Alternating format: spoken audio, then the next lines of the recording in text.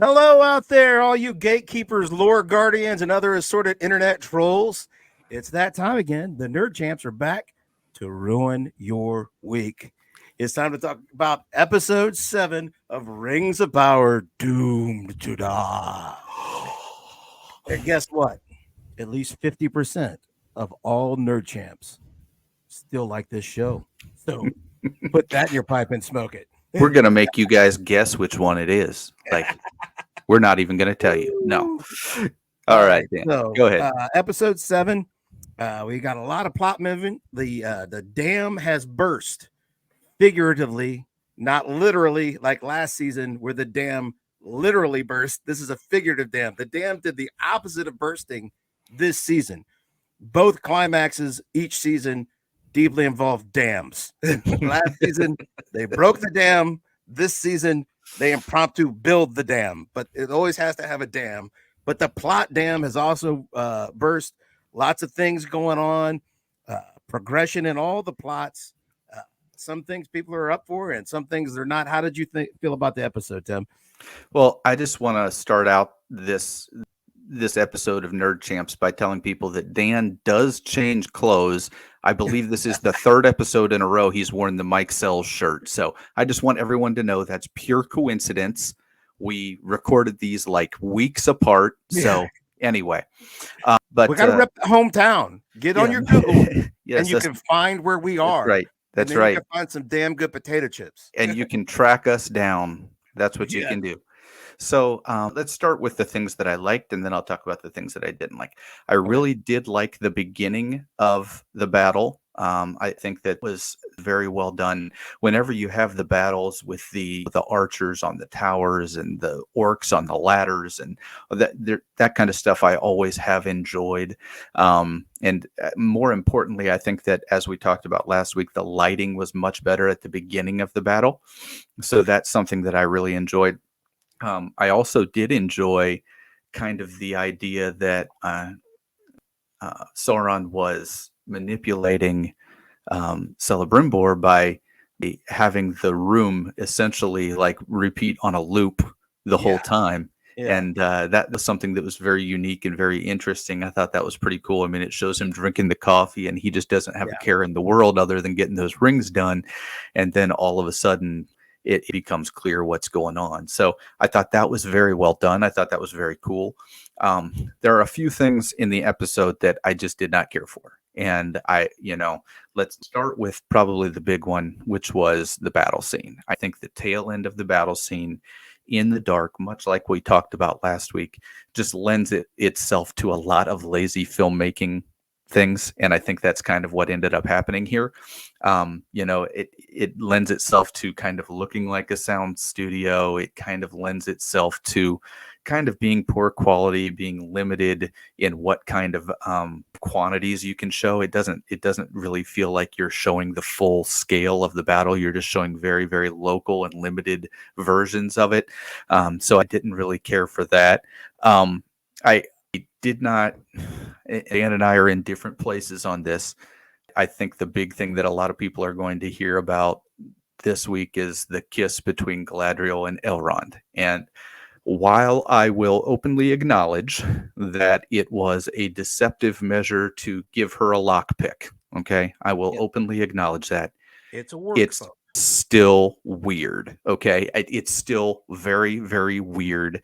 There are other ways in which he could have gone and said goodbye and been deceptive and passed her the lockpick. And so I feel like the kiss was just fodder. It was something that was not necessary. It was something that did not need to be done. And I think when we know that the big thing is, this is something that a lot of people have been complaining about for the last 2 seasons now, is that this relationship between Elrond and Galadriel just does not feel right. Okay. We know that they are like lifelong friends, but it doesn't feel like a lifelong friendship. It feels like there's kind of like he's in love with her kind of thing, but he can't have her. And so this is one of those things that I just personally did not care for, could have done without it. And it's almost to the point where almost ruined the series for me. I'll go ahead and say it. It almost did. It didn't, but it almost did. And so I think that's it. The other thing I would say is kind of we've talked about how sometimes things that move the plot forward conveniently are just kind of part of the story. One of the things that I really think is kind of just convenient now is Sauron's powers seem to be very convenient based on what needs to happen at the time. And his mind control and his telekinesis and all that stuff that we saw in this episode is stuff that he could have used at other points in the series that he did not use. You know what I mean? Like, and so when he made all of the guards stab each other and all that kind of stuff, I mean, that would have come in handy when he was being betrayed Caesar style, right? And all the orcs were attacking him. That's something that would have probably come in handy. Same thing with a lot of the other stuff when he's trying to manipulate them. Why did he try to manipulate them? Why didn't he just overpower them? These are questions that don't make a lot of sense. So I think there's things that need to be addressed there.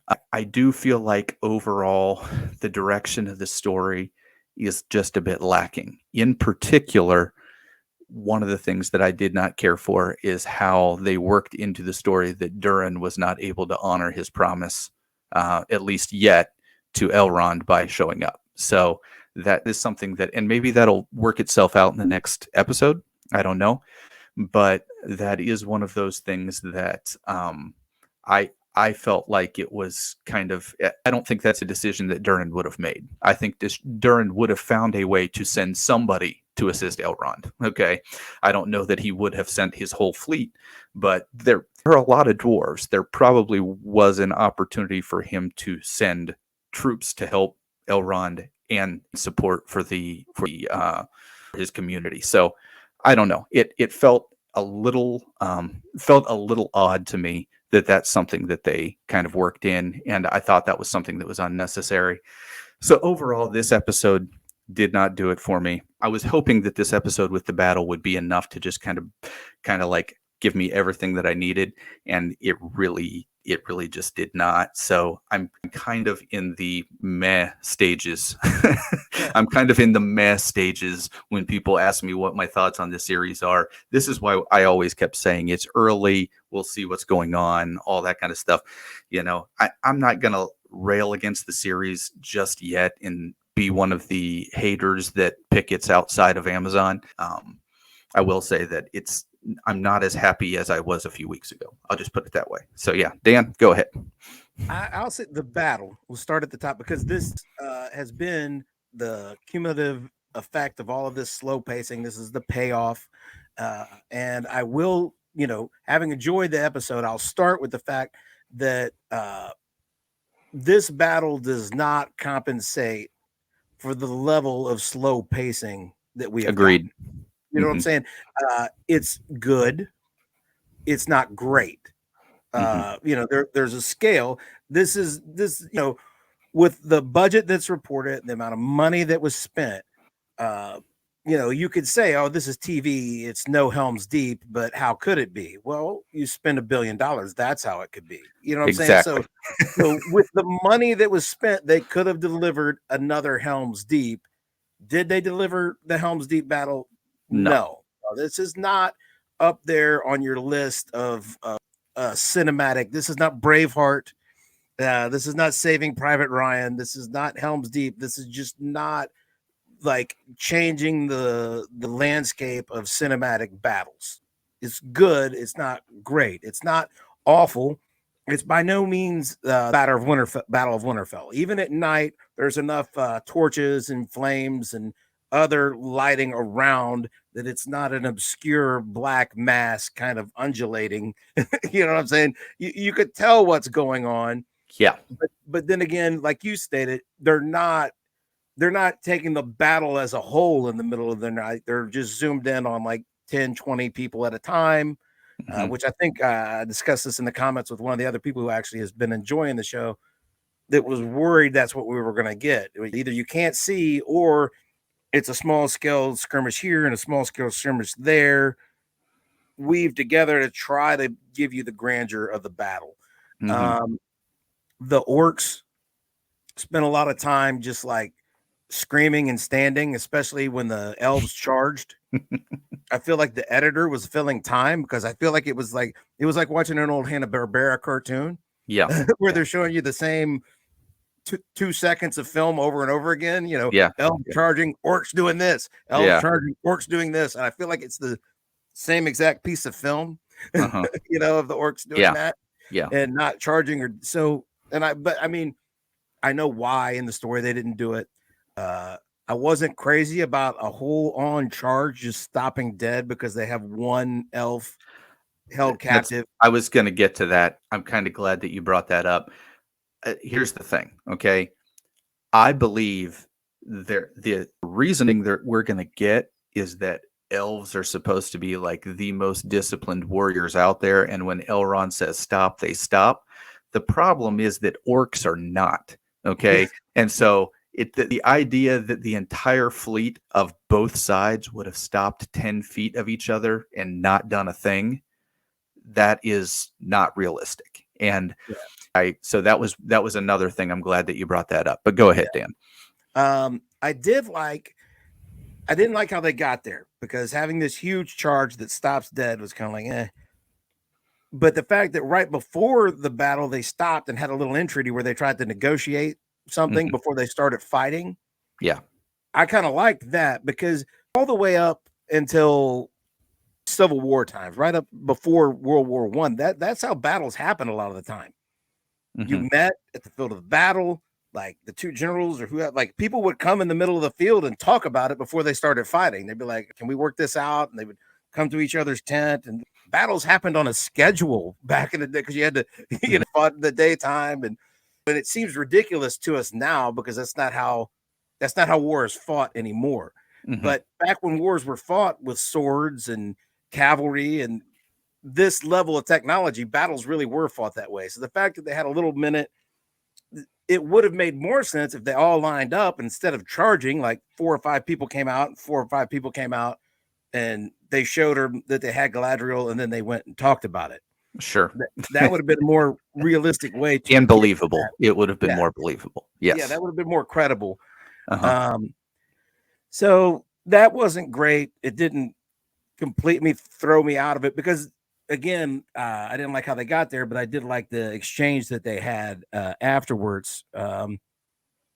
The kiss didn't bother me. I know that it's supposed to throw me into a tailspin. And this is where I'm going to get attacked by all the lore guardians and the gatekeepers.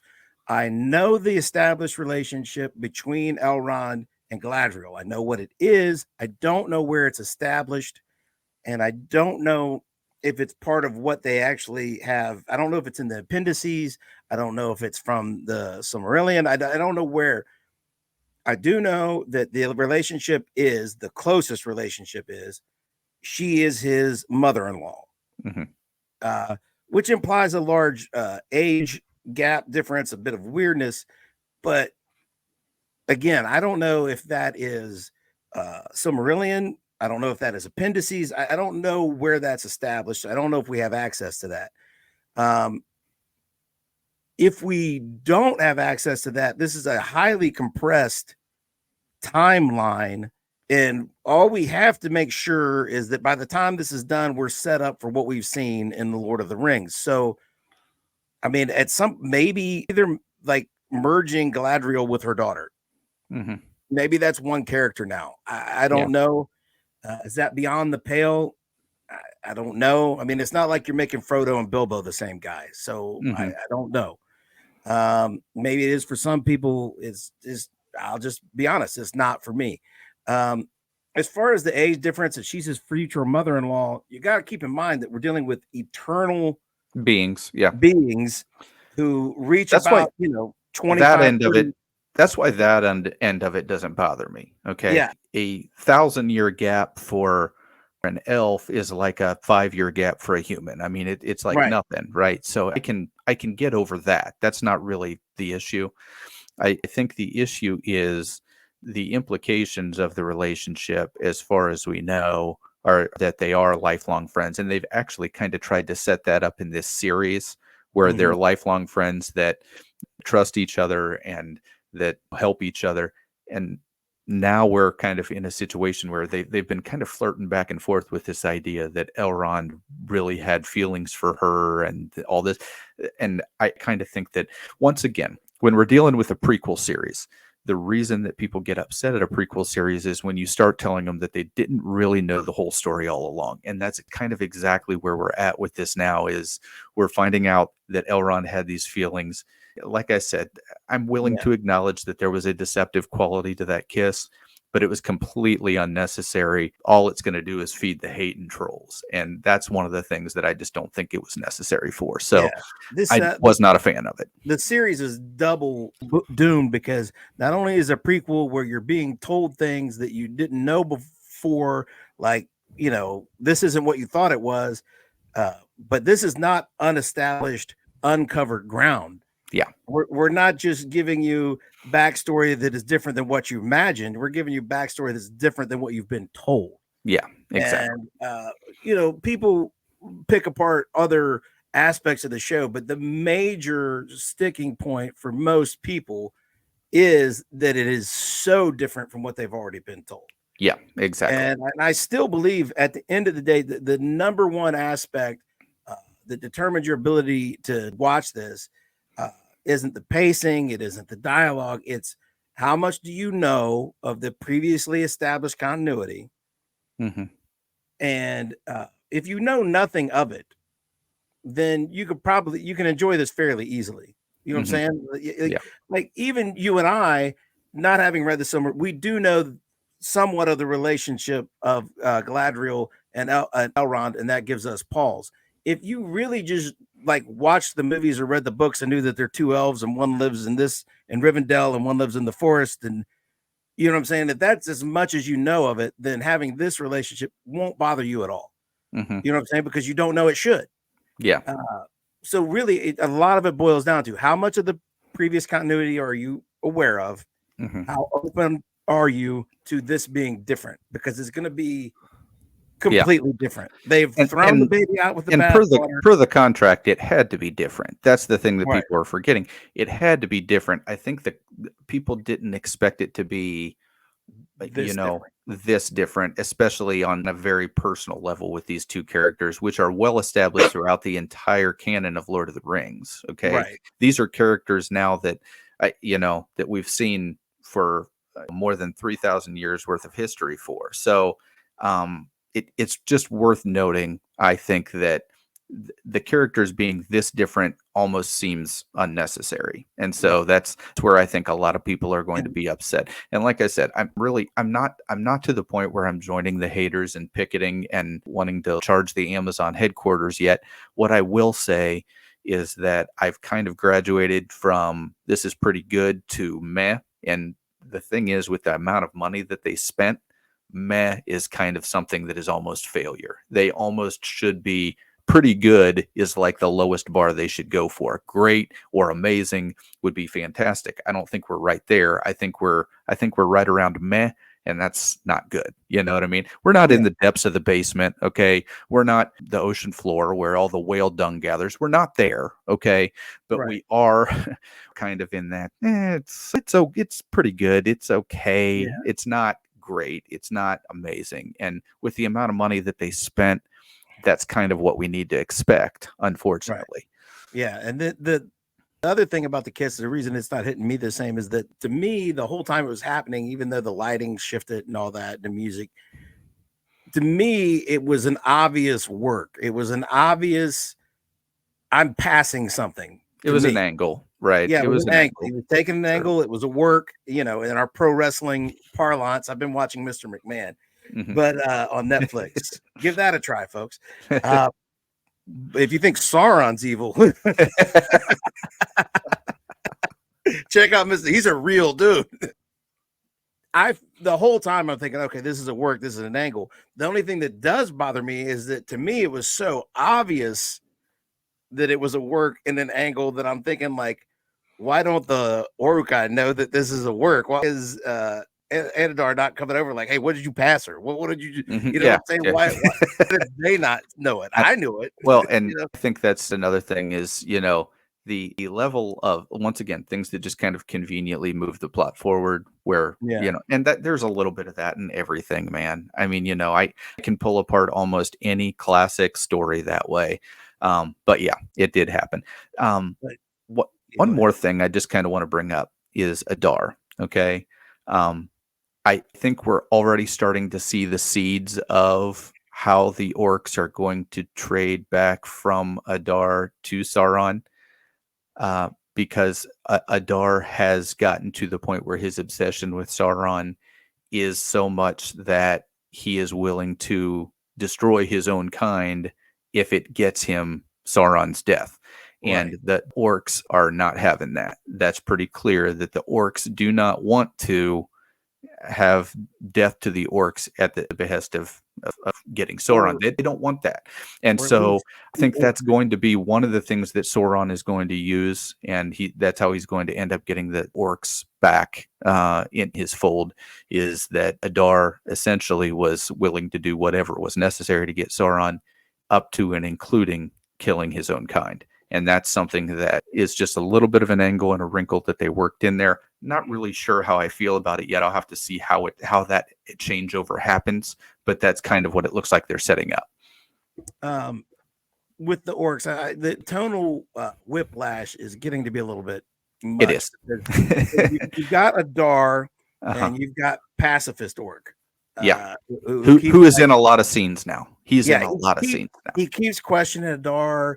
They have their own language where he's like, I thought you loved us, and hey, don't send in the okay, first off, you brought the troll. Yeah.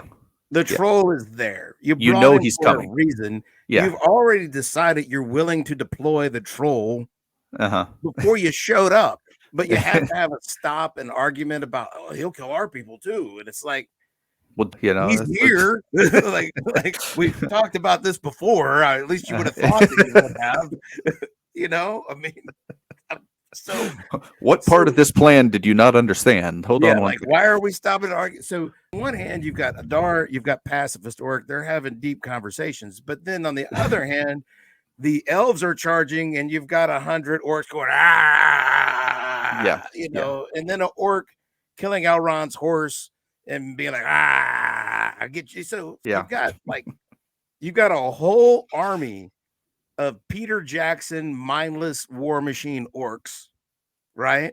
And then you've got one half elf almost. This is the progenitor orc and Adar that's really smart and almost an elf. And then you have your one pacifist orc. It's going to cause a whole uprising. You can just that's what's going to happen. This guy is going to cause an uprising, and this is going to be the guy that just stands on a box somewhere and says, "We don't have to take this." You can kind of see that's what they're setting up. And how do you form an uprising amongst a whole horde of creatures that just go I don't know. I don't know, man. So that's the thing is, it's still not taking my worst fears coming in, you watched this before me, was that, Galadriel and Adar were going to sit down at a table and come out super best friends, and they were going to join forces to go fight Sauron and try to beat him with some rings. And you know what I'm saying? So I think my expectation, you telling me that it slipped, and me going in with all kinds of much worse situations in the back of my mind for what was going to happen. And that didn't happen. I freely admit that there's just we're getting too much gray with the orcs or the Uruk-hai. And also, if you're going to do that, I guess go ahead and do that. But this tonal whiplash of, we've got two smart ones and the rest of them are the same gnarling horde you've always seen. It's just kind of like, you know what I'm saying? Pick a lane. And let's talk about a couple of deaths that happened as well, Dan. I think they were important. That I forget the girl's name, just like Celebrimbor did. But that was Smith. The Smith girl. The one thing about that is I think that's when we first saw Sauron's little telekinesis thing. Okay, which once again we hadn't seen before. That was kind of interesting. Okay. And then, of course, that led to her death. They killed her once she fell down the wall. And I don't know if he died, but the one elf that was kind of like, the southern, yeah. Yes. I think I don't know if he died, but he did get stabbed. We saw that, and then he was able to. I think was he helping take out the troll, or was that no? Hold on. How did that come He to? helped get Galadriel out of the trenches, Yeah. and then him and Galadriel snuck into the city. Okay. Galadriel got the I'm rings. trying to They snuck remember. back out. Yeah, I'm trying to And remember the how troll was he. already dead because it's the next morning. It's the next morning, Okay. and the elves have gathered, and they're waiting for the dwarves that don't show up. Yeah. And in the charge, he runs ahead. He was in the charge. That's right. He was in the charge.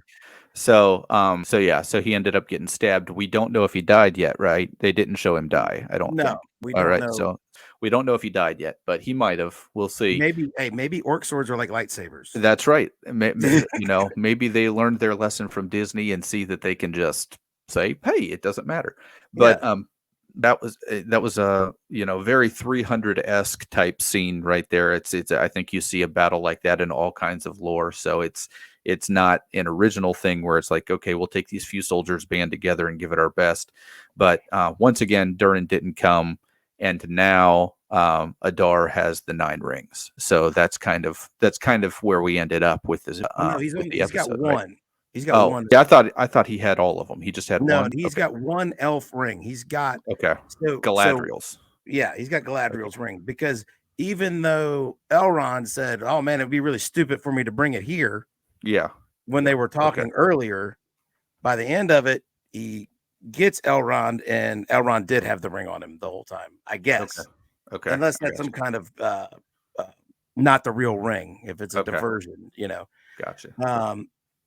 I did like the Arondir. He's on this quest, this mythic quest for vengeance. He is Inigo Montoya. You killed my father. You know what I'm saying? He's like, he doesn't want. He's on a one-track mission. He's gonna get to Adar. He's gonna kill him because he killed that woman. And and honestly, I felt it was a pretty good subversion of expectations that he finally gets to him, and it gets dispatched out of hand just immediately. Much like Inigo Montoya, right? Yeah. Maybe he will do like Inigo Montoya. He'll get up, he'll be stabbed, he'll keep giving his little speech. I don't know. But I just thought it was a good. I thought that was a good subversion of a trope for him to show up to like, I'm gonna get my vengeance now. Yeah, it just get dispatched out of hand. He's like, I got other stuff to do, man. Get out of my way. I gotta go steal this ring from Elrond. You really don't matter anymore. Yeah. And then Sauron, I would say one of the highlights of the episode, the same as you, was the beginning. At the top of the episode, we get the whole Celebrimbor Sauron scenes where Celebrimbor is in this loop. He's being totally deceived. We've witnessed him discovering the deception, but we also see Sauron spreading throughout the city that Celebrimbor has lost his mind. So that when Celebrimbor finally breaks free and tries to tell people the truth, they don't believe him. Yeah. And I thought all of that was very strong. The conversations he was having with him to try to keep him deceived, the conversations after he figured it out, where he told him, you did this to yourself. I thought all of that was very good. The themes that we're hit on, and the Sauron power. I think the way it's described within this context, he worms his way in and spreads his influence amongst people and gets his way in there. And I feel like as he gains influence over more and more people, his power grows. So that worked for me. He's getting more powerful as more people fall under his deception. Is the way I'm seeing it. I'm seeing like he gets more people to buy into his BS. They're under his and as they do that, they become under his control. He gets his hooks in, and he becomes more powerful. And because his power does grow, so I'm looking at it as this is how his power grows. He expands his influence, and the more individuals fall under that influence, the more powerful he becomes. That worked for me. I like the scenes with Elrond and Durin at the top of the episode where they're talking about needing my aid. I think Durin and Elrond are the most altruistic and noble characters in the show thus far. They're not motivated out of any. If I had to pick one relationship that's keeping this show going right now, it's those two. I think that's it. So which is why I didn't really care for the ending of this episode. See, I did like Durin being unable to honor his commitment, because I feel like these are the things. Sauron set it up to be that way, because he has influence even from all the way over there during the elders wearing the ring. And you could tell he's standing in the tower. He's forcing the issue on the elder Durin. He is creating this, and you can see that he's creating this. He is set. And I like the depiction of Sauron as a master manipulator, setting things in motion and having them fall over like dominoes. I did like that. And so I like that he wasn't able to, he tried, because the world works out that way. Crazy coincidences happen. Crazy coincidences make things less believable, but not necessarily less realistic. If you told somebody in a fictional universe that the assassination of Archduke Ferdinand was going to dictate the history of the whole 20th century, if that happened in fiction, nobody would believe it. They would say that's just ridiculous. But that's what happened. The 20th century turned on the point of this minor archduke getting assassinated, and all of a sudden World War I happens, which leads directly to World War II, which leads to, I mean, it all just from these weird little coincidences. So coincidental things, as long as they're not piled on too heavy, I can enjoy those. And I do know, I mean, this is an existential threat to Khazad Dûn. I mean, it is kind of what destroys it. We know that Khazad Dûn is going to be destroyed by the time we get to the Lord of the Rings. They're going to go there. The Balrog will have taken control, because Gandalf's going to have to get in a big fight with that Balrog. So, and Durin the Elder is about to go set it free and, destroy everything. So the fact that he had to turn around and go try to deal with that, this is the master manipulator putting everything in place. So I did like the way I thought they had painted themselves into a corner about getting the rings produced in time, but Celebrimbor being under the spell and finishing them worked for me. He did have a moment of redemption as he takes the rings and tries to hide them and get them away. I mean, obviously, had to cut that thumb off, man. Had to cut that thumb off in order to get those rings free. So And so for a go Smith, ahead. Master Smith, what a major fight, Yeah, so, exactly. Yeah, it's not just a gore moment. It's a so that worked for me. So all in all, a lot of these plot developments I feel like are pretty good. Again, the battle wasn't bad, but it wasn't on that scale that's like, oh yeah, that really paid off all of this waiting. Yeah, I agree. Another thing, and just look, I'm not saying that we needed to go back to Numenor, because I think that we've seen enough of Numenor for a while, but I did think it was a little odd that we didn't get any of Isildur. I don't think we've had Isildur for 2 weeks now. And so I thought that was really interesting.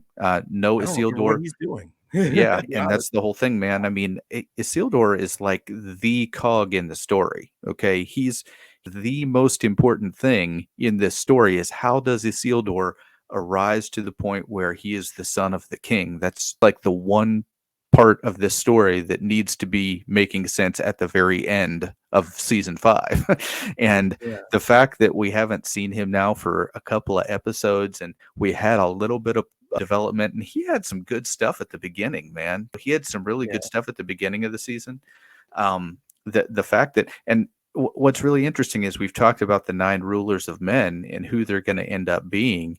I mean, you would think that at some point we've got to see Numenor be involved there, but you've got to think at some point we've got to see Isildur be involved at some point to, get men together or get men involved, because, are men the ones that are going to come and save the day here against the orcs? That's probably what it looks like is going to happen since the dwarfs aren't coming. So if that's the case, then how does that weave into the story? Because it's just odd that we haven't seen Isildur for like 2 or 3 weeks now. And once again, that's part of the slow pacing that I think is kind of gets in people's heads a little bit, because it's just like, as someone that's such a central character, that's like the most important part of the story at the very end, and we just haven't even seen him for a few weeks. So it's just kind of an interesting direction for them to go. Yeah, in a series that's released on a weekly schedule, it's odd to take whole weeks off. We've abandoned the world of men this week. We've seen no men. Yeah. It's all elves and dwarves this week. Yeah. No men, no halflings. Yeah. No halflings. Wizards. Yeah. So, and then I feel like I did watch the Next Time On. Because I love that. I gotta have my Next Time On. See, I don't. I want to go in fresh, so I haven't been watching that. But go ahead. So I feel like it looks like next week is going to be no elves and dwarves. Or no elves. No elves. We're going to get some dwarves, because where we've left the dwarves, we can't. But it's going to be dwarves, halflings, and I'm trying to think on the next week that they show the Numenorians. I feel like it's going to be dwarves, wizards, and halflings next week. I feel like we might still not get any men. Yeah, and which is odd. That's because that, once again, I think we were kind of all wondering, like, how are we going to get the 9 rings of men out? How are we going to get them distributed? Who are they going to be? How are we going to determine the kingdoms? I don't want to spend 3 seasons doing that. I really don't. You know what I mean? We really need this thing to build up to the point where, we get to the war with Sauron by the end of season 5, or leading up to a simple bridge to where people can connect the dots between the end of season 5 and the war with Sauron. And I kind of feel like this right now just feels like it's kind of dragging along to get there. And I just don't know that that's going to be a way to keep people's attention. 50 hours of television, we've said this before, 50 hours of guaranteed television for this story was just too much. That's the way it feels like. Yeah. The men, they're really lagging, because the only men we've gotten so far are the Southlands men, which they're not there's no kingdom there. That's none. Mordor now. They've already been defeated and dispersed. Yeah, exactly. That's going nowhere. Yeah. We've got the Numenorians, which are like, they're men, but they're like a whole step above men. Like, they live hundreds of years. They're the most noble men that exist. And we know, but we don't know, because like the timelines are all thrown out. Numenor is supposed to fall. Yeah. It's going to be destroyed, and the Numenorians are going to set up twin cities, and that's where we're going to get Gondor. But like, we haven't seen a whole lot of progress in that direction, and no other men to speak of. That is it. That is all the men that we've gotten. So we have a minimum of 8 kingdoms of men. Yeah. To establish. Yeah. And that's just gonna be odd, you know what I mean, to just throw in 8 kingdoms in the next 3 seasons, you know what I mean, it is going to be very odd. So and we've only got 1 dwarf ring of the 4 being used and distributed. The other ones aren't even, because we've got Durin the Elder trying to keep all of them. And it's already obviously a corrupting force and doesn't do what it's supposed to do, because it's already driven the older Durin crazy. So how are we going to get 4 dwarves actually wearing and using the 4 dwarf rings? Yeah. You know what I'm saying? Yeah. Like, is Durin the Elder going to defeat his son and every other dwarf in the mountain to keep using his? Yeah. And then he's going to find 3 more dwarves. It's like, oh yeah, that's cool. I want to kill my whole my whole civilization, my whole city, to have a ring. So how do all 4 of those end up being distributed and used at this point? So when you start casting forward, now some of the things that I've seen as problems have been overcome in fairly good ways, but it creates problems. You don't know how you're going to get to where you need to go. Yeah, for sure. Definitely. But maybe they'll find interesting ways to get there. Let's hope. I did think they found an interesting way to get them made. Yeah. What I anticipate now is somehow Sauron's going to get his hands on the 9 rings, even though Galadriel has them right now. He's going to manage to battle or find or get them, and somehow he's going to distribute them amongst the men without the help of elves or anything else. He's going to deceive a bunch of men and get them all to take it. So how long they spend having him do that, I don't know. That's what's really interesting. And when we go back to some of the original lore, I think it's really interesting that men are kind of viewed as the weak link when it comes to the species. We hear it specifically from Elrond and Fellowship of the Ring that men are weak, and that's the reason that the ring fell into the wrong hands. I think we're kind of seeing throughout this series that every species was kind of corrupted by their own rings and all that kind of stuff. So that might be another thing that the lore champions don't like, is that every species of people from the men to the elves to the dwarves, they all seem to have the same level of corrupting abilities in their brains. It's not just men that have been weak, and that might be another part of the reason that people are getting a little upset. Yeah, I do think it's pretty established in tone, if not in straight out stated, that if the elves have a downfall, it's hubris. It's a little bit, they're a little too proud, a little bit too much patting themselves on the back. They've got that, that's their blind spot. They're a little too proud of themselves. And I feel like that is where these elves are going bad. They're going wrong. They have complete and utter confidence in their magnificence. And so I feel like that's in keeping with what I've seen of elves. Just a little bit too arrogant. But again, I don't know that everybody's going to be willing to roll with that. But I mean, I can still see problems on the horizon. The things that are bothering people just really, they fail to bother me so far. So we'll see where it goes. This battle was somewhat of a payoff. Again, it could have been the fight scenes and everything. It could have been a much larger scale than it was with maybe the budget isn't what it's reported. I don't know. Yeah. But this was no Helm's Deep level type action sequence of battle. So, yeah, but it was decent. It was good. It was a mid-level battle, which for that kind of bad build-up is a bit of a disappointment.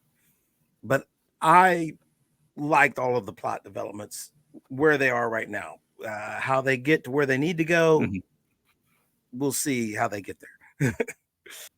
So I think we covered all of the major developments in this week's episode of Rings of Power. We're still, the jury's out of where they go from here. But on the whole, I think we're both still enjoying it. Let us know what you're thinking in the comments, and I know that you will. Watch our videos. Watch all of our videos before you comment. It'll save you some trouble.